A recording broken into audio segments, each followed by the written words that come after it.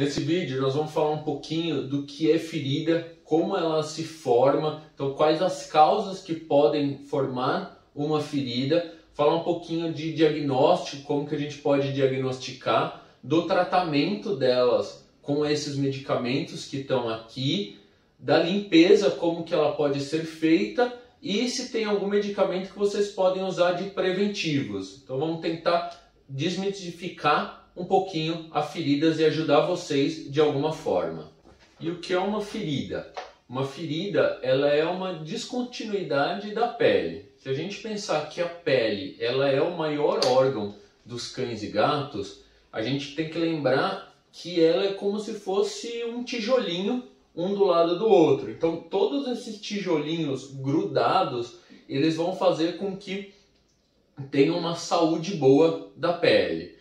Quando a gente tem uma descontinuidade, então você tem um tijolinho e falta ali no meio algum tijolinho desse, a gente já tem uma ferida. Então a gente pode ter uma ferida faltando um tijolinho só, que seria uma ferida bem pequenininha, ou a gente pode ter uma ferida faltando vários tijolinhos, que seriam feridas grandes. E aí tanto uma quanto a outra precisam ser tratadas. Então feridas pequenas precisam ser tratadas para que não virem feridas grandes, e feridas grandes têm que ser tratadas porque senão elas podem infeccionar, inflamar e acabar aumentando ainda mais essa lesão tecidual.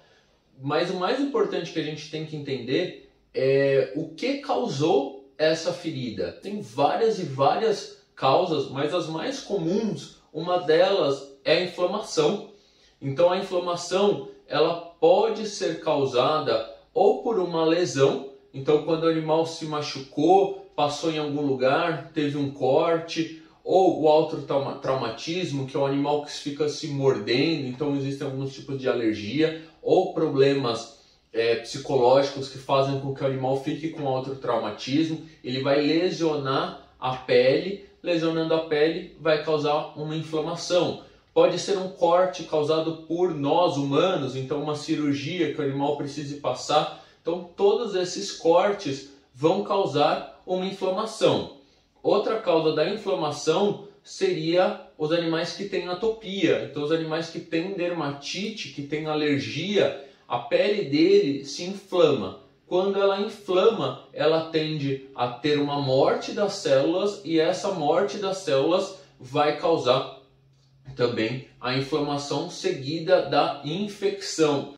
A infecção normalmente ela é secundária, então infecções bacterianas normalmente são secundárias. A gente primeiro tem a inflamação, então vamos pensar num animal que está com dermatite, que está com alergia, começa aquele processo de ele começar a se coçar, aquele processo dele se coçar começa a formar pequenas feridinhas, essas feridas abrem um espaço, então faltam alguns tijolinhos ali e a bactéria que está ali em cima, que não conseguiria causar nenhum tipo de lesão, elas entram para dentro da pele e começam a formar infecções bacterianas, que a gente chama de infecções bacterianas secundárias. Existem algumas bactérias, quando o animal tem uma imunidade baixa, que podem conseguir ali entrar para dentro da pele, mas são casos mais raros, são doenças mais específicas. Então, maior parte das vezes, infecções bacterianas, a gente vai ter um problema secundário. Primeiro veio a inflamação e depois a infecção bacteriana. A gente pode ter uma infecção que é uma infecção fúngica, então uma infecção causada por fungos, sendo a malacésia o mais conhecido deles. Então, esse fungo ele vai entrar dentro da pele, ele causa uma irritação, o organismo enxerga ele como um corpo estranho, ele começa a crescer, novamente a gente vai ter uma inflamação, essa inflamação gera coceira e essa coceira vira ferida.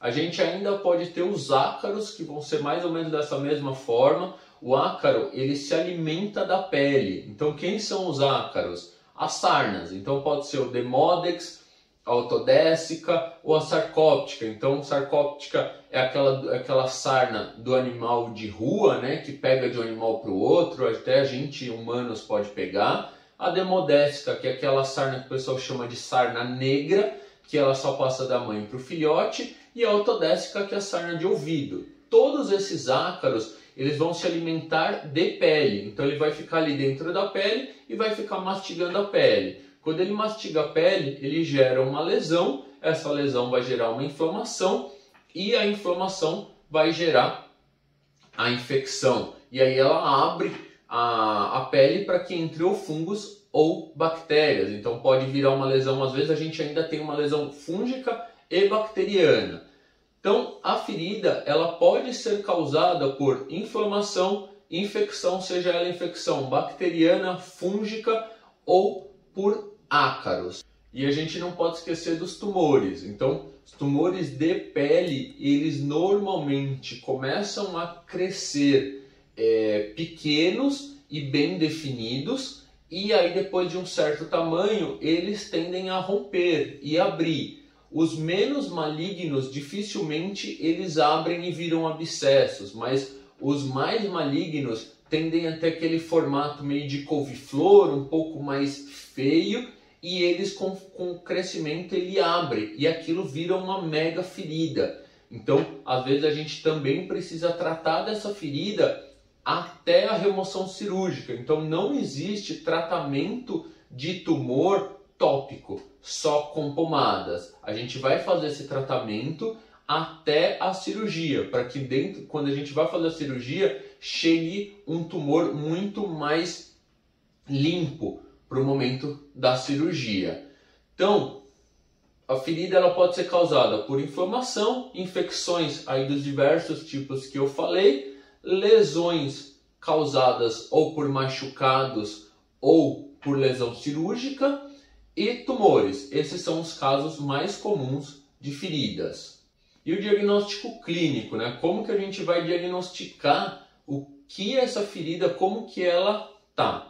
Então, a gente pode ter um diagnóstico clínico feito pelo veterinário só avaliando o animal. Então, quando a gente tem feridas só vermelho, uma ferida sequinha, sem nenhum tipo de secreção, ela pode ser pequenininha, ela pode ser um pouco maior, até no pós-cirúrgico. Então, a gente vê uma ferida com os bordas bem definidas e só vermelha, sem secreção, é uma ferida inflamatória. Então, é o começo ali da ferida que está só com inflamação.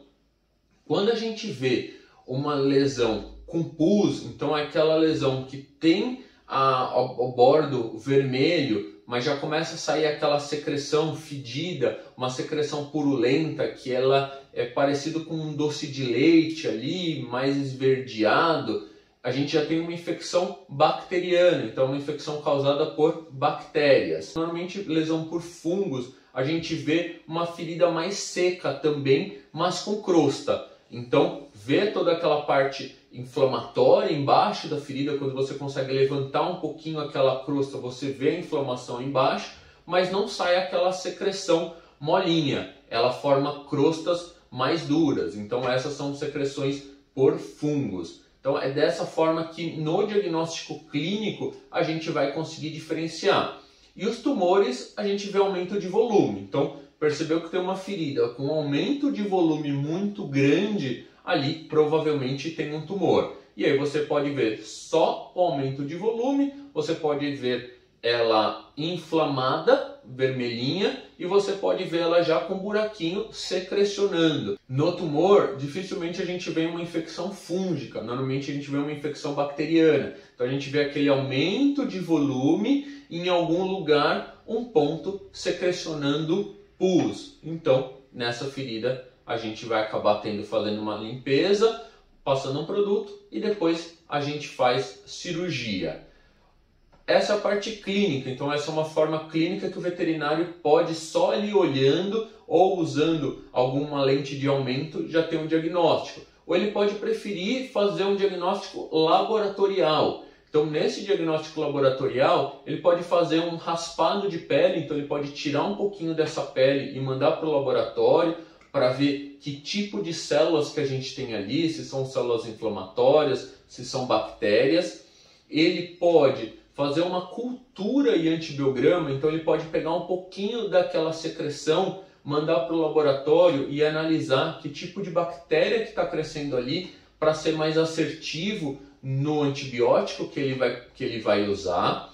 Ele pode também coletar um pouco daquele fungo, mandar para o laboratório e fazer uma cultura para ver que tipo de fungo que vai crescer e poder ser mais assertivo. Normalmente na malacésia a gente não faz cultura, a gente faz uma pesquisa direta, então é muito mais rápido de sair o resultado e mais barato. E ele pode fazer uma biópsia. A biópsia ela pode ser de duas formas, então ela pode ser tirando realmente um pedaço maior do tumor para a gente analisar, e pode ser uma citologia aspirativa, que é quando o veterinário coloca uma agulha dentro do tumor e aspira uma quantidade de células. Depois ele vai colocar aquilo numa plaquinha e no laboratório eles vão analisar que tipo de células que são células tumorais, malignas ou não. Então são essas as formas de diagnóstico, ou clínico, realmente olhando, ou laboratorial, usando alguma dessas ferramentas para o diagnóstico.